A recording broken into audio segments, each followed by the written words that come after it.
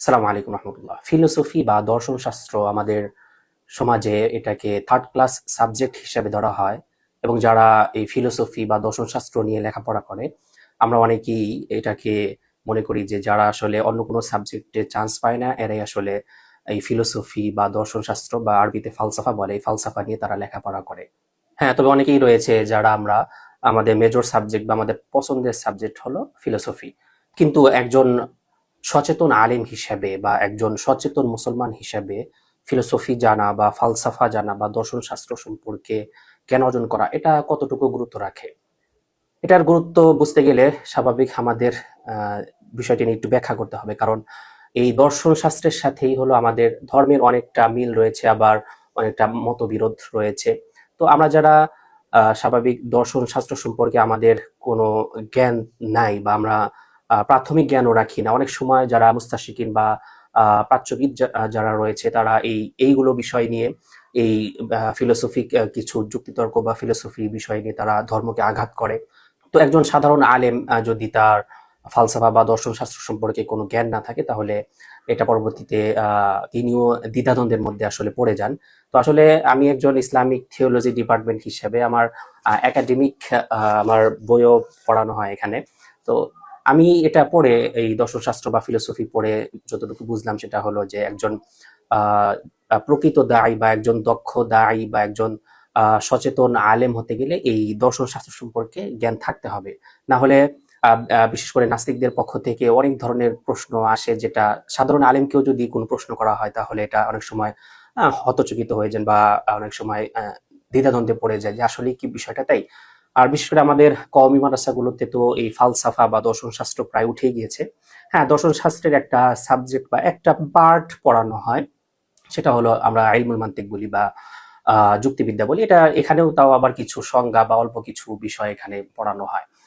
তো সেই হিসাবে আমার এখানে ইসলামিক থিওলজি সাবজেক্ট হলো ফালসাফা রয়েছে। তো এখানে এই বইটি পড়ার পরে আমি বুঝলাম যে না আসলে অনেক সময় এই ধর্মের গুরুত্ব দিয়ে বা অনেক সময় এই ধর্মের খাতিরে এইগুলা বিষয় আমাদেরকে আমাদের জানা খুবই জরুরি হয়ে পড়ে, কারণ অনেক প্রশ্ন এরকম থাকে যেগুলো এই ফালসাফা বা ধর্মের সংমিশ্রণে এগুলোর উত্তর পাওয়া যায়। যদি শুধু ধর্মকেন্দ্রিক প্রশ্ন করা হয় তখন এটি মুশকিল হয়ে যায় এটার উত্তর দেওয়া, যদি আমি এই ফালসাফা সম্পর্কে আমার জ্ঞান না থাকে।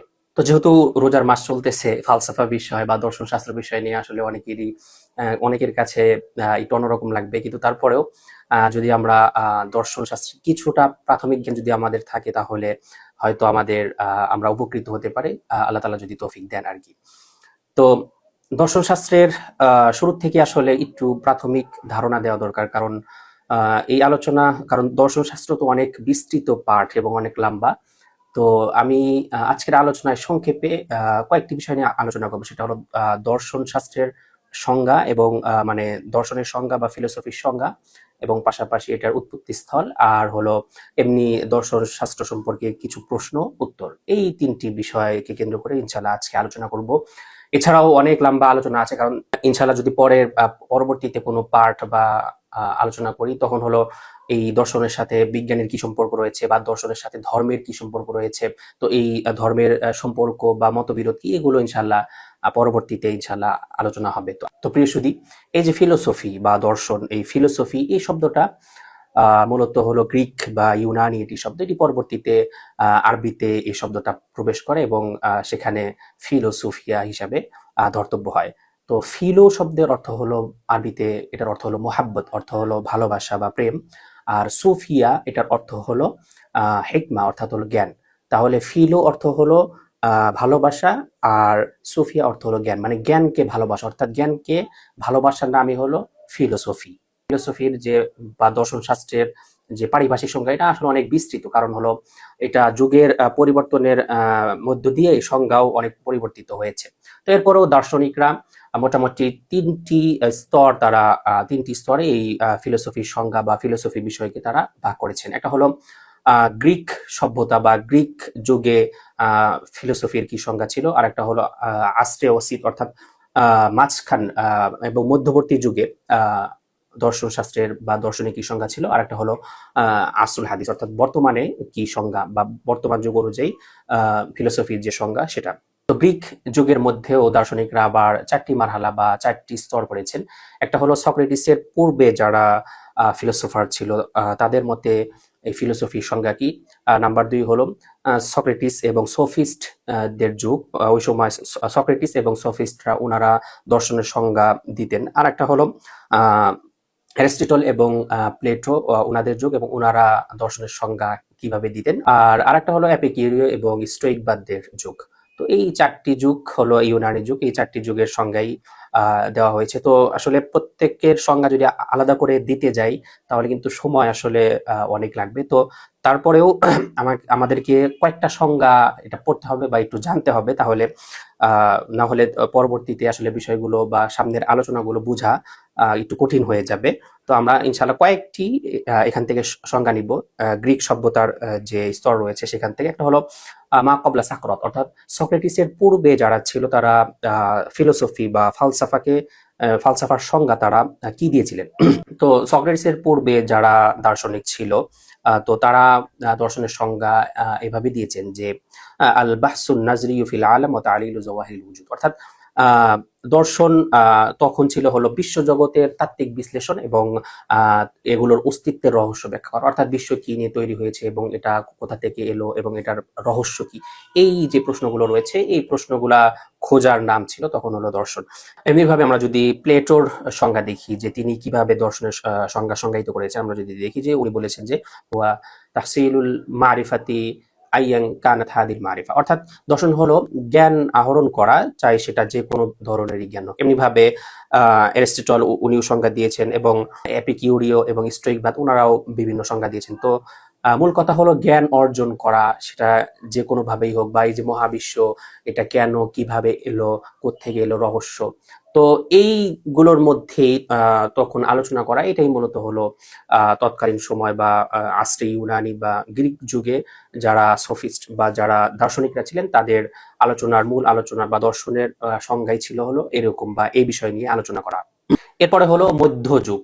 এই মধ্যযুগে এসে দর্শনের সাথে ধর্মের কিছুটা মিলে যায় এবং আমরা দেখি যে মধ্যযুগীয়র মধ্যে পাশ্চাত্য এবং প্রাচ্যের অনেক মুসলিম দার্শনিক ছিলেন যারা দর্শনের সাথে ধর্মের সংমিশ্রণ এবং তারা কিভাবে পার্থক্য করেছেন এবং কোন জায়গায় মতবিরোধ ছিল তারা সেগুলোকে সমাধান করেছেন। আমরা যদি দেখি যে পাশ্চাত্যের যারা দার্শনিক ছিল এর মধ্যে আল-কিন্দি, আল-ফারাবি, ইবনে সিনা, তো ওনারা যে সংজ্ঞা দিয়েছেন এর মধ্যে আমরা একটা সংজ্ঞা নিই, সেটা হলো আল-কিন্দির। তো আল-কিন্দি তিনি সংজ্ঞাটা এভাবে দিয়েছেন যে হিয়া ইলমুল আশিয়াই বিহাকাইকিহা বিকদরি তাকাতিল ইনসান, অর্থাৎ মানুষের সক্ষমতা অনুযায়ী কোনো কিছুর প্রকৃত রূপ বা বাস্তবতা জানাই হলো এটি হলো দর্শন। এমনি ভাবে ইবনে সিনা রাহিমাহুল্লাহ উনি দিয়েছেন এবং ফারাবি দিয়েছেন। আর পাশ্চাত্যেরও কিছু আমাদের মুসলিম দার্শনিক ছিলেন, যেমন ইবনে বাজা, ইবনে তুফাইল এবং ইবনে রুশদ সহ আরো অনেকেই ছিলেন যারা দর্শন শাস্ত্রে অনেক প্রাজ্ঞ ছিলেন এবং তারাও সংজ্ঞা দিয়েছেন। এমনিভাবে আসল হাদিস, অর্থাৎ বর্তমান যেটা একদম দ্বিতীয় বিশ্বযুদ্ধ পর্যন্ত যারা ছিলেন দার্শনিক ওনাদের সংজ্ঞা। তো বর্তমান যুগের দার্শনিকদের মধ্যে রয়েছে জন লোক, Immanuel Kant, Francis Bacon, Rene Descartes সহ অনেকেই ছিলেন। তো ওনারাও ওনাদের মতো করে সংজ্ঞা দিয়েছেন। তো আমরা এখান থেকে একটি সংজ্ঞা নিব, সেটা হলো জন লোক, ওনার সংজ্ঞাটা আমরা নেই। উনি বলেছেন যে হি ইবারাতুন আন তাহলিল নাকলিন লিল আকলিল বাশারি, অর্থাৎ এটি হলো মানুষের বুদ্ধিবৃত্তি বা মনের একটি সমালোচনামূলক বিশ্লেষণ, অর্থাৎ মানুষের বুদ্ধিমত্তার মধ্যে বা মানুষের মনের মধ্যে যেসব প্রশ্নগুলো আসে সেগুলো নিয়ে সমালোচনা করা বা এই ধরনের বিষয় নিয়ে এই যে বিশ্লেষণ করা, এটিকেই তিনি দর্শনের সংজ্ঞা হিসেবে সংজ্ঞায়িত করেছেন। তো এই ছিল মোটামুটি দর্শনের শাব্দিক এবং পারিভাষিক সংজ্ঞা। তো এ পর্যায়ে আমরা দর্শন শাস্ত্রের উৎপত্তি কোথায় এটি নিয়ে আলোচনা করব।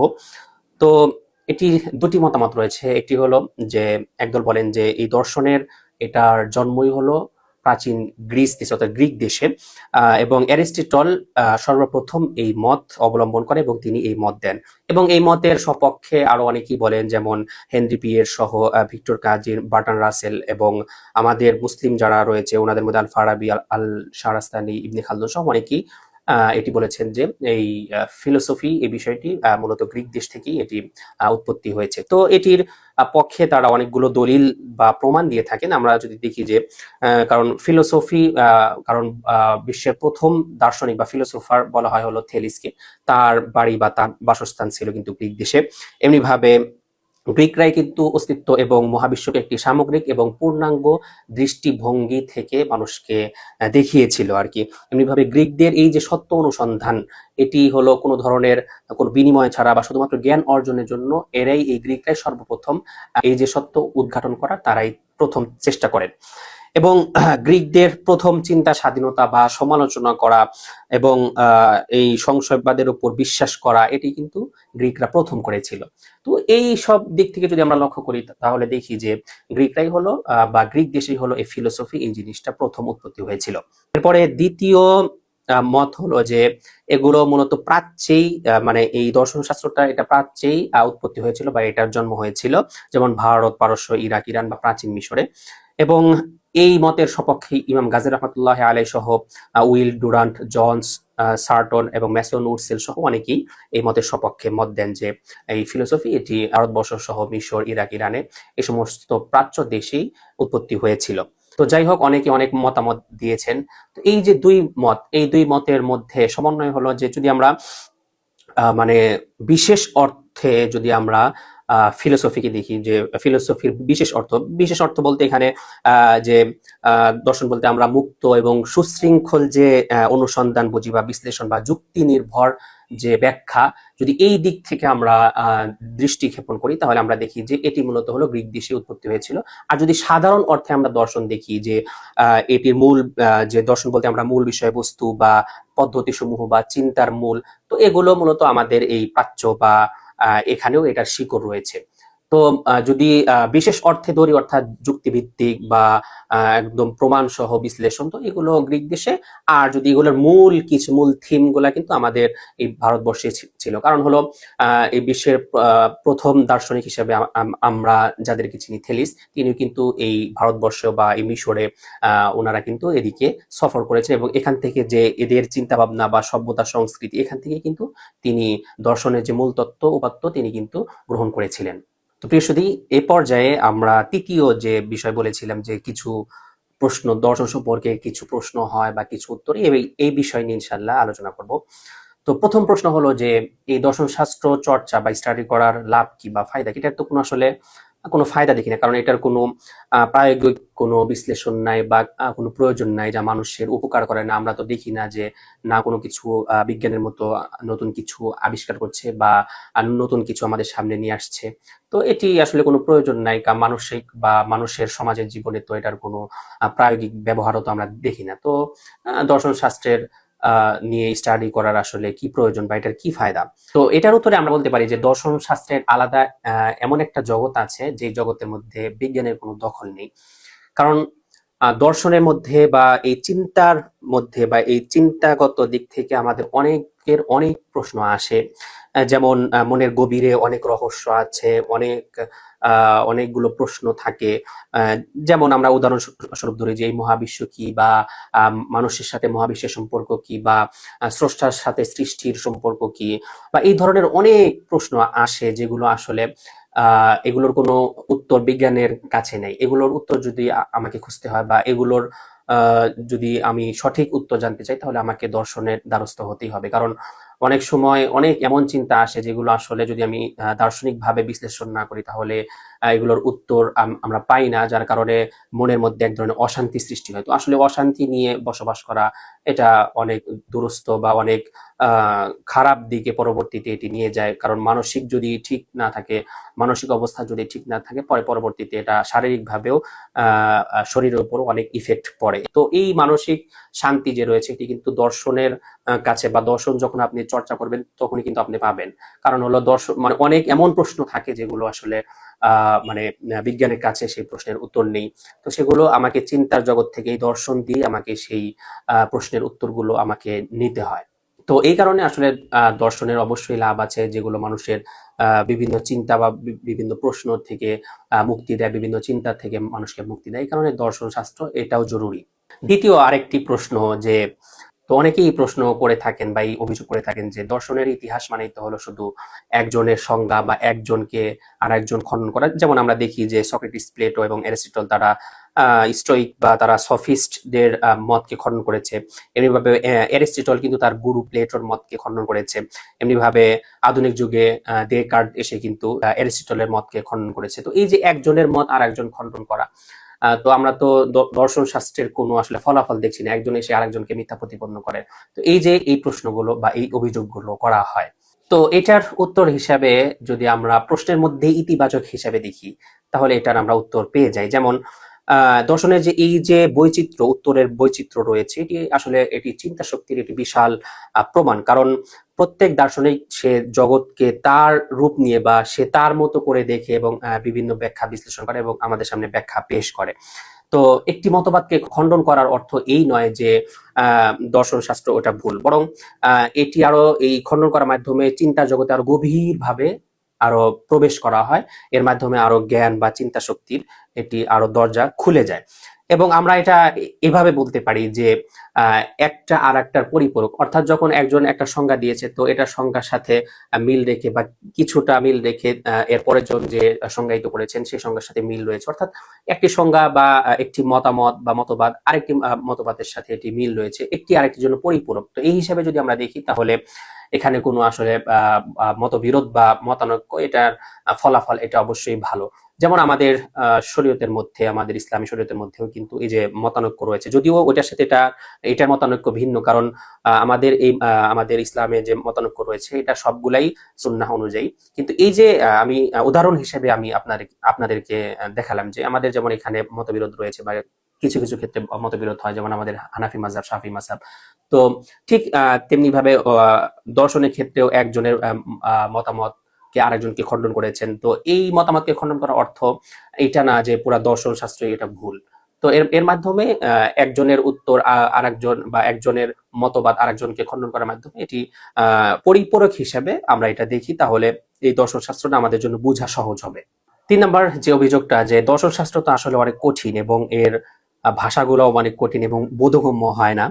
তো এটার উত্তর হলো যে একটা বিষয় জানতে হলে, যেহেতু এটা পুরাতন বিষয় এবং অনেক আগের লিখিত বিষয়, তো এগুলোর অর্জন করতে হলে এগুলো তো আর বাংলা সাহিত্য বা বাংলা সমাজ পাঠের মতো বা বিজ্ঞান চর্চা করার মতো নয়। এগুলো একটু গভীর বিশ্লেষণ নিয়ে বা একটু সাধনা করে এগুলো শিখতে হয়। তাহলেই মনস্তাত্ত্বিক যে ব্যাপারগুলো রয়েছে, যেগুলো তো প্রশান্তি দরকার বা যে প্রশ্নের উত্তরগুলো আসলে এই দর্শন শাস্ত্র অধ্যয়ন করা ছাড়া পাওয়া যায় না।